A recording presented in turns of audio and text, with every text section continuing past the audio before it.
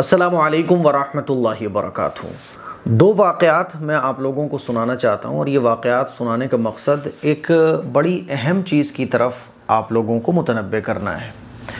एक बच्चा हमारे यहाँ मकतब में पढ़ता है कुरान शरीफ, तो वो कई दिनों से पढ़ने नहीं आ रहा था। तकरीबन 3 दिन के बाद वो पढ़ने के लिए मकतब आया। तो मैंने उससे पूछा कि भाई तुम कुरान मजीद पढ़ने क्यों नहीं आ रहे थे और क्यों तुमने नागा की 3 दिन की? तो कहने लगा मैं दुकान पर बैठा हुआ था। तो मैंने कहा भाई दुकान पे क्यों बैठे हुए थे, आज नहीं बैठे तुम दुकान पर? तो उसने बताया कि मेरे पापा जो हैं वो 3 दिन की जमात में गए हुए थे, तो वो जमात में चले गए, तो मैं उनकी जगह दुकान पर बैठ रहा था। अब वालिद साहब जमात में ऐसे आ गए हैं तो मैं अब पढ़ने आया हूँ। तो मैंने कहा स्कूल भी नहीं गए होगे 3 दिन से? कहने लगा नहीं गया था मैं स्कूल। मैंने कहा ठीक है, अपने वालिद साहब को बुला के लाना। उनके वालिद साहब आए, मैंने उनको जो बातें समझाई वो मैं आप लोगों को भी समझाना चाहता हूँ कि देखिए तबलीगी जमात में आप जाइए, अच्छी बात है, तबलीगी जमात में जाना चाहिए, लेकिन बच्चों की तालीम के साथ कोई कॉम्प्रोमाइज़ नहीं होना चाहिए। आप तबलीगी जमात में जा रहे हो और बच्चे की तालीम का अगर नुकसान हो रहा है तो फिर तबलीगी जमात में इस तरह से जाना आपके लिए बिल्कुल दुरुस्त नहीं होगा। फिर आपके लिए ज़रूरी है कि आप मस्जिद के इमाम या आपके मोहल्ले की मस्जिद में जो तबलीगी जमात आ रही है, आप अपना फ़ारिग वक्त दीन को सीखने में, दीन की दावत में लगाइए। लेकिन इस तरह से जमात में निकल जाना कि आप अपने बच्चे की तालीम का बिल्कुल भी ख्याल ना करो। 3 दिन वो बच्चा ना तो कुरान पढ़ने आया मस्जिद में, ना वो 3 दिन स्कूल गया, 3 दिन वो आपकी दुकान को संभाल रहा था क्योंकि आप तबलीगी जमात में गए हुए हो। ये बिल्कुल भी दुरुस्त नहीं है। हम मुसलमान अपने बच्चों की तालीम के सिलसिले में हसास कब होंगे? आप ये समझ लीजिए कि इस वक्त हमें अपने बच्चों की तालीम की इतनी फ़िक्र करने की ज़रूरत है जितना हम खाने की फ़िक्र करते हैं, जितना हम कपड़ों की फ़िक्र करते हैं, जितना हम अपने इलाके, अपने रिश्तेदारों के प्रोग्राम की फ़िक्र करते हैं, जितना हम घूमने और खाने पीने की फ़िक्र करते हैं, अपने कारोबार की फ़िक्र करते हैं। सारी चीज़ों की फ़िक्र एक तरफ और बच्चों की तालीम और तरबियत की फ़िक्र एक तरफ। ये बात मैंने उनको भी समझाई, आप लोगों को भी समझा रहा हूँ कि आप अगर तबलीगी जमात में जाना चाहते हैं बिल्कुल जाइए, जाना भी चाहिए अगर मौका है, लेकिन बच्चों की तालीम की सेटिंग करके जाइए। आपको पता है कि 3 दिन दुकान बंद रहेगी, बच्चे की तालीम के साथ कोई कॉम्प्रोमाइज़ ना कीजिए। आप सेटिंग बनाइए, थोड़ा सा ख़र्चा ज़्यादा कीजिए। अगर आप अफोर्ड कर सकते हैं तो 3 दिन दुकान बंद करिए, लेकिन बच्चे की तालीम के साथ नहीं, वरना फिर आप मत जाइए तबलीगी जमात में। फिर आप अपने उलमा के साथ, अपने इलाके की जो मस्जिदवार जो जमात होती है उसके साथ मिलकर मेहनत कीजिए। ये बात हमें समझनी है। दूसरा वाक़या मैं सुनाना चाहूँगा। एक खातून आई, 3 बच्चे उनके, आके रोने लगी, कहने लगी कि मेरे शौहर जो है ना वो जमात में चले गए 40 दिन की, और कहने लगे कि अल्लाह करेगा, अल्लाह की राह में मैं तो जा रहा हूँ, तो अब मैं इतनी परेशान हूँ कि घर में ना तो खाने को है ना पीने को है और वो बस छोड़ के चले गए, क्या करूँ? तो बहरहाल हमने उनके यहाँ राशन भरवाया, उनके घर राशन पहुँचवाया।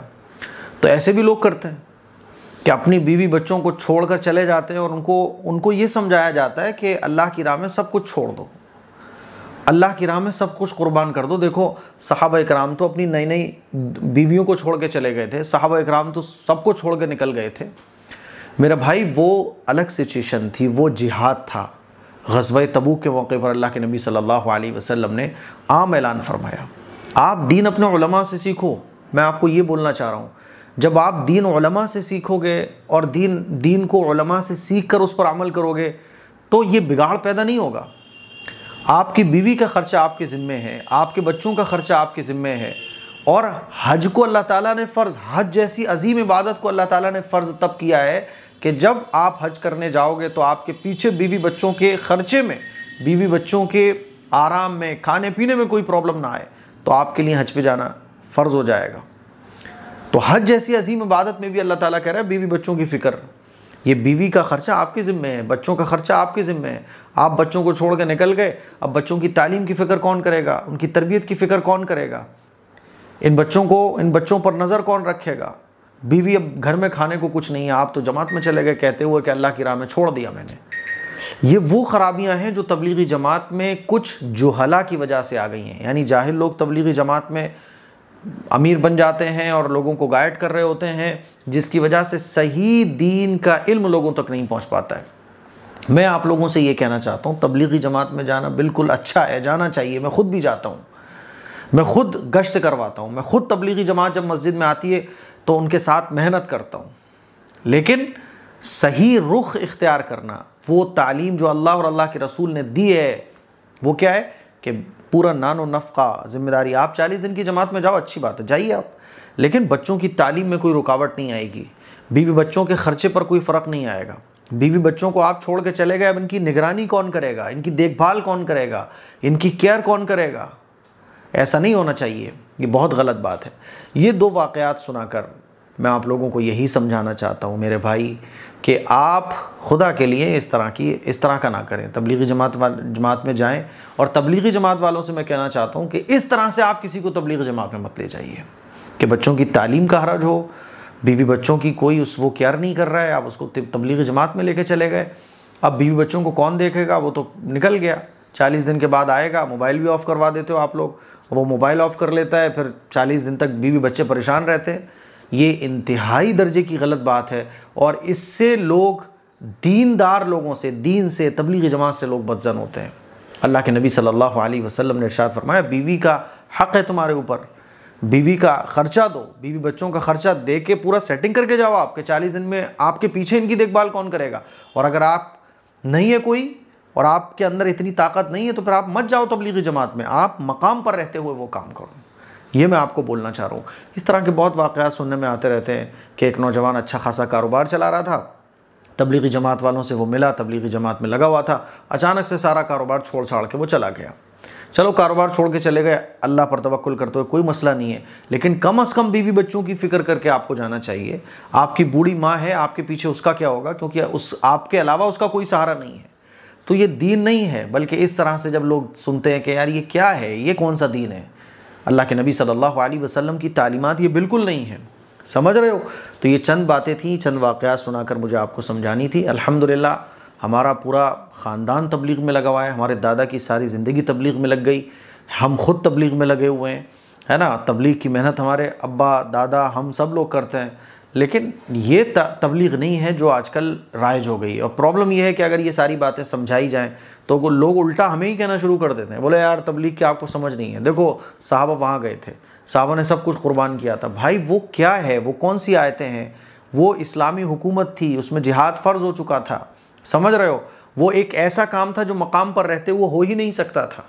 जैसे फ़ौज में अगर कोई आदमी हो तो वो बॉर्डर पे जाके ही तो मुकाबला करेगा, वो घर में रहते हुए तो मुकाबला नहीं कर सकता।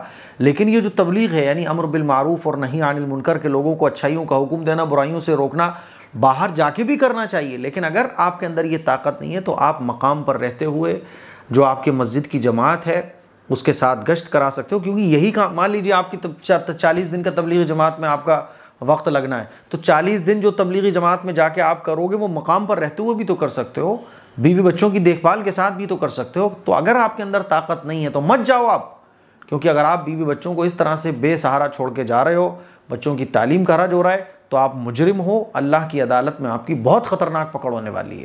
ये चंद बातें थी जो मुझे आप लोगों के साथ शेयर करनी थी। इस क्लिप को शेयर कीजिए, दूसरों तक पहुँचाइए। अस्सलामु अलैकुम वरहमतुल्लाहि वबरकातुहू। मुझे सोशल मीडिया पर काम करते हुए 5 साल से ज़्यादा हो चुके हैं, लेकिन अभी तक आपने नहीं देखा होगा कि मैं किसी चीज़ को, कोई प्रोडक्ट की स्पॉन्सरशिप लेके आपको बोल रहा हूँ कि ये चीज़ खरीदो, इसके बहुत फ़ायदे हैं, क्योंकि मुझे उसके बारे में पता ही नहीं होता है। हर महीने मेरा नुकसान होता है क्योंकि मैं स्पॉन्सरशिप नहीं लेता हूँ, किसी भी प्रोडक्ट का ऐड नहीं करता हूँ, क्योंकि मुझे उसके बारे में नहीं पता। तलबीना जो इस वक्त आप मेरे हाथ में देख रहे हैं, इसका मैं आपको ऐड इसलिए कर रहा हूं आपके सामने, और इसको रिकमेंड आपको इसलिए कर रहा हूं क्योंकि ये जो तलबीना है, तलबीना मैंने भी बहुत खाया है और आपने भी तलबीना इस्तेमाल किया होगा। लेकिन एक बड़ी प्रॉब्लम तलबीने में मुझे देखने को ये मिली, मार्केट में जितने भी तलबीने उसमें वो मजा ही नहीं आता, क्वालिटी की बहुत कमी पाई जाती है। ये जो तलबीना है आप देखेंगे, माई हदाया का तलबीना, ये ऐसा तलबीना है जो पर्सनली मुझे बहुत पसंद है, और ये इंशाल्लाह आपको एक बार अगर आप इसको टेस्ट कर लोगे तो आपको इसके अलावा कोई और तलबीना भाएगा ही नहीं। इस तलबीने के साथ क्वालिटी में कोई कॉम्प्रोमाइज नहीं किया गया है, भर भर के क्वालिटी इसके अंदर रखी गई है। आप देख सकते हैं कि इसके अंदर बार्ले फ्लोर है, कैशू है, रेजिन्स हैं, डेट्स, पिस्ता, आमंड और बहुत सारी ताकत की चीजें इसमें मिलाई गई हैं। और तलबीने के फायदे क्या हैं आप लोग गूगल कर सकते हैं, बेशुमार फायदे तलबीने के हैं। हम लोग जो है ना, जिम करने वाले बंदे खास तौर पर क्या करते हैं ना, वो ताकत के लिए प्रोटीन के डिब्बे पी रहे हैं और वो पाउडर के डिब्बे खा रहे हैं, वो डोले बनाने के लिए जो है ना पाउडर पी रहे हैं, जो नुकसान पहुंचाते हैं बॉडी को। ताकत के लिए आप तलबीना खा सकते हैं। जिस्म में कमजोरी है, आप इस तलबीने को यूज कर सकते हैं। उठते बैठते आंखों में अंधेरा आ जाता है, दिल की बीमारियों को दूर करने के लिए और वजन को कम करने के लिए, जिस्म को सेहतमंद रखने के लिए, कमजोरी को दूर करने के लिए बेशुमार फायदों में तलबीना फायदा पहुंचाता है। अल्लाह के नबी सल्लल्लाहु अलैहि वसल्लम के जमाने में तलबीने को बहुत पसंद भी किया जाता था। इसीलिए आप एक बार इस तलबीने को जरूर ट्राई कीजिएगा। मैं आपको गारंटी दे रहा हूं कि ये तलबीना आपको बहुत पसंद आने वाला है। ऑर्डर करने के लिए आप इस नंबर पर भी जा सकते हैं और वेबसाइट myhadaya.in, इस वेबसाइट पर भी आप विजिट कर सकते हैं। मैं आपको फिर बोल रहा हूं कि इस तलबीने को यूज करने के बाद, क्योंकि मैं इसको पर्सनली यूज कर रहा हूं, इस तलबीने को यूज करने के बाद आपको कोई और तलबीना पसंद नहीं आएगा। इतना इसके अंदर आपको क्वालिटी वाइज आइटम देखने को मिलने वाला है। तो ऑर्डर कीजिए, अभी दुआओं की गुजारिश है, और इसको रिकमेंड भी कीजिए। और जो लोकल चीजें हैं इधर उधर की, जो पाउडर वगैरह से बनती हैं, ये देसी आइटम है, इसको इस्तेमाल कीजिए ताकि जेन्युइन फायदा, जो रियल फायदा है, वो आपकी बॉडी को मिल सके। अस्सलाम वालेकुम व रहमतुल्लाहि व बरकातुहू।